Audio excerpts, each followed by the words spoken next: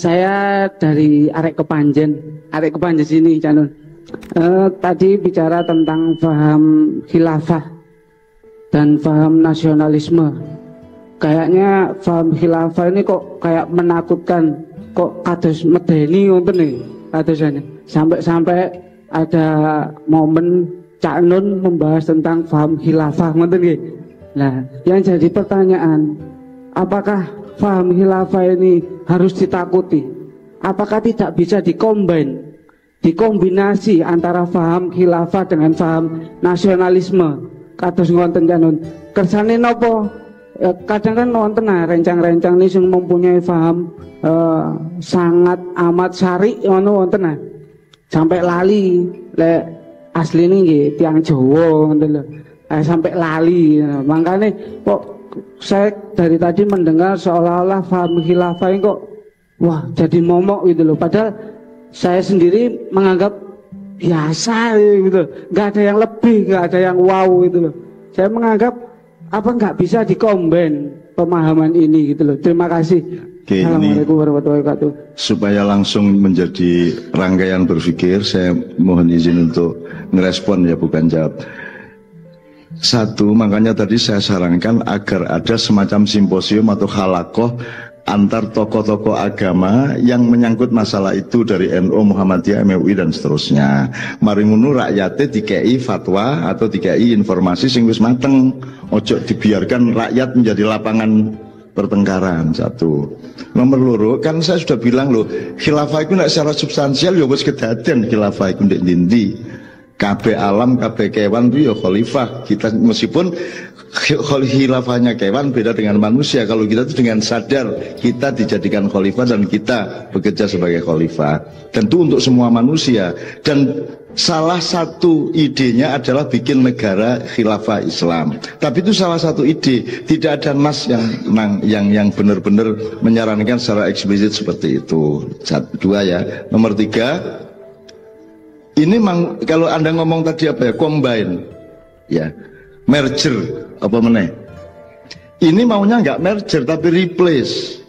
Masalahnya mau replace, jadi sing wis ana iki diganteni. Nah sing tak wedeni iku proses ganteni iki lak gelut gak karu-karuan. Iki lho masalahnya. Bukan nek khilafah gak tak wedeni, saya seneng.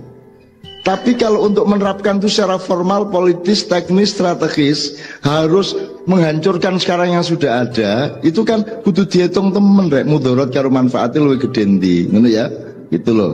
Jadi alhamdulillah Anda menanyakan itu dan mudah-mudahan Anda menjadi bagian dari yang ikut menyelamatkan kita semua, ya, ngono iki. Wis, Mas, orang kepala batu dan orang teguh iman itu sama. Bagi orang yang tidak suka, dia bilang itu kepala batu. Bagi orang yang setuju, itu dia teguh imannya. Nah, kita jangan terlibat untuk menuduh secara subjektif di dalam politik, dalam apapun. Karepe api arah-arah iko, cuman ilmunya gak jangkep. Ayo dikancani, ayo dijak runding, kan gitu. Kira-kira kan ngono rek. Jadi sekarang ini pun saya mohon dengan sangat Anda punya keluasan untuk cari yang paling bijak di antara beberapa kemungkinan. Jenenge resultan nang di ilmu mekanika iku biyen. Resultan ya. Garis sigar tengah itu apa? Garis ya diagonal itu. Jadi kita cari resultan. Jadi umatan wasaton khairul umuri ausatuha itu di situ. Dan Islam itu seperti itu.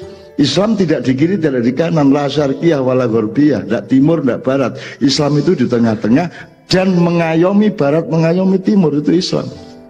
Anjane ngono rek. Contohnya dari Cak Fuad biasanya di Ma'iyahan, kalau orang Yahudi dipukul, balas mukul. Dan itu sah. Kalau orang Nasrani dipukul pipi kanan, dikasih pipi kiri. Nah, wong Islam ini fenomena ketiga. Dipukul, Allah mengatakan kamu boleh membalas, berhak membalas sesuai dan sekadar pukulan yang kamu terima. Tapi kalau kamu memaafkan, kamu mendapat kemuliaan dariku. Lah dinamis loh tadi ini. Gitu loh. Nah ini yang namanya umatan wasaton. Jarak yoga, ngelawan yoga, tapi mencari kebijaksanaan di tengah-tengah. Kamu boleh membalas, tapi kalau kamu memaafkan, kamu mendapat kemuliaan dariku. Lah milih sing ndi? Aku ro jawaban. Ya mulya, tapi lak kecut rek. Itu nek wong Jawa ngono iku. Nah, ibu ini sudah menjawab semua kok secara naluri ya. Jawaban itu harus ilmu loh, Mas. Kejujuran hati bisa mengantarkanmu kepada jawaban hidup yang lebih akurat dibanding ilmu. Ilmu itu jangan diunggul-unggulkan, ilmu itu cuma alat, tapi yang lebih tajam adalah hatimu.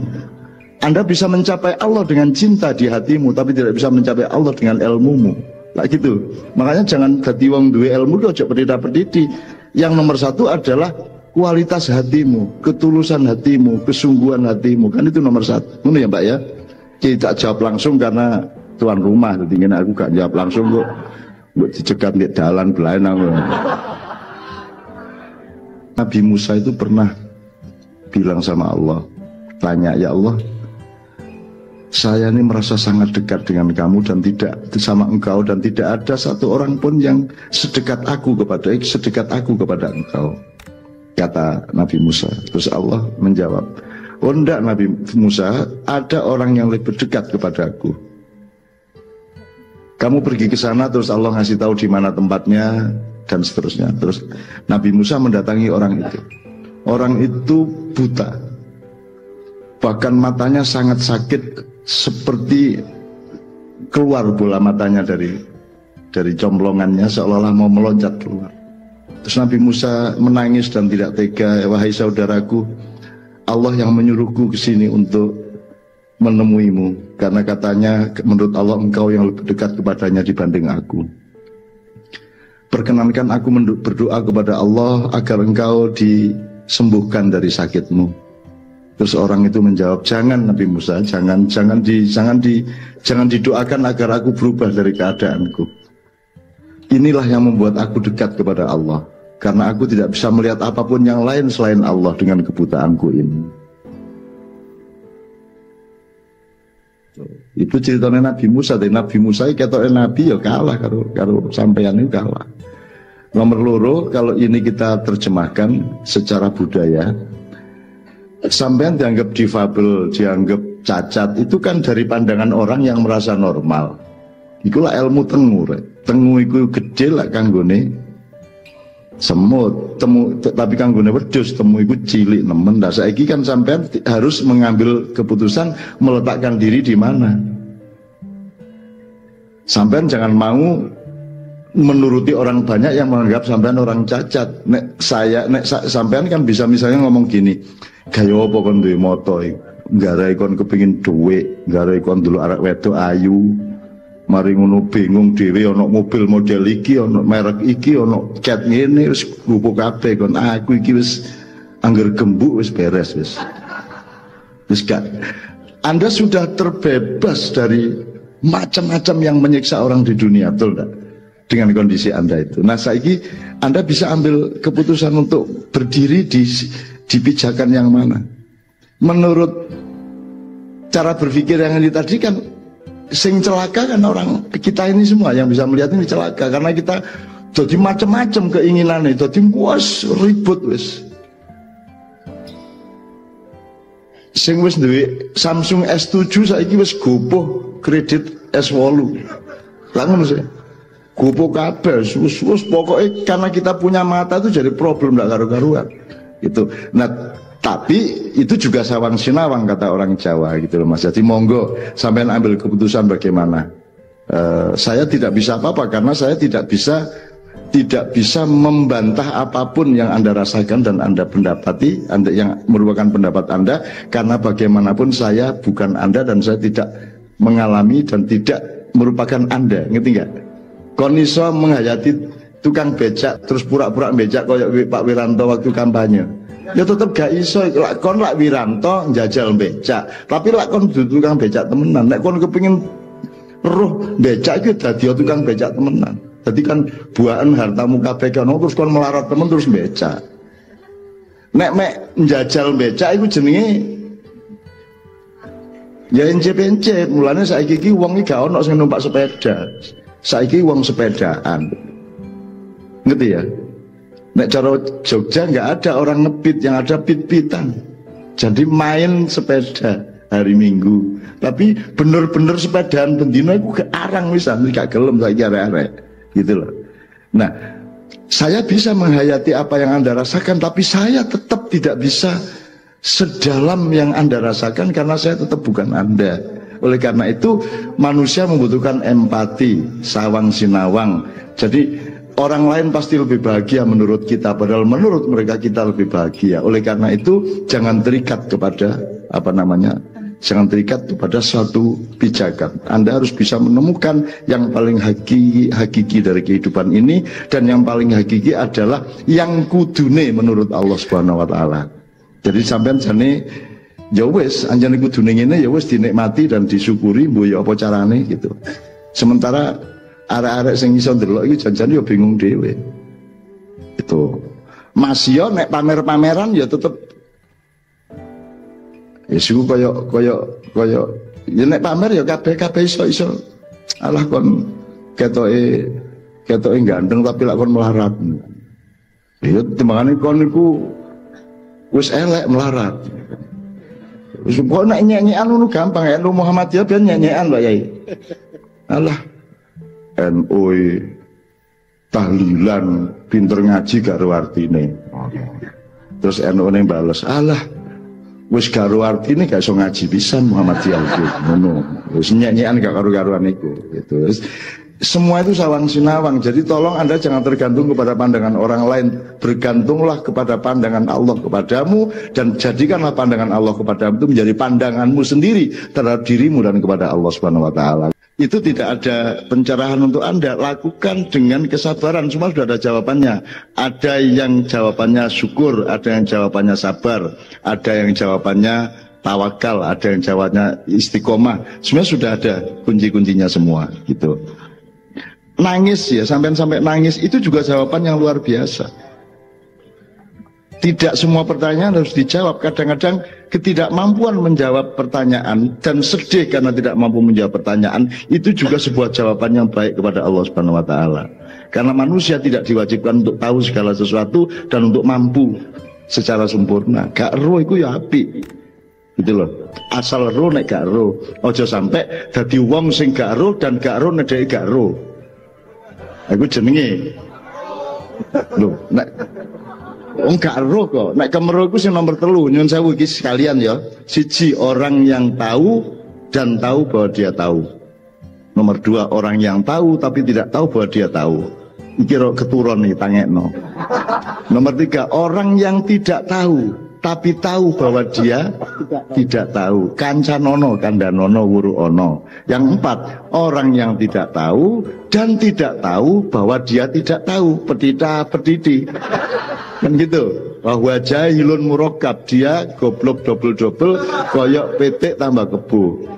Gitu. Nomor 5, ono meneh kita tambahane di Malang. Gak ero tapi gayane koyok ruruwo. Nah, ke nomor 5 iku gitu. Ngono kira-kira Mas ya.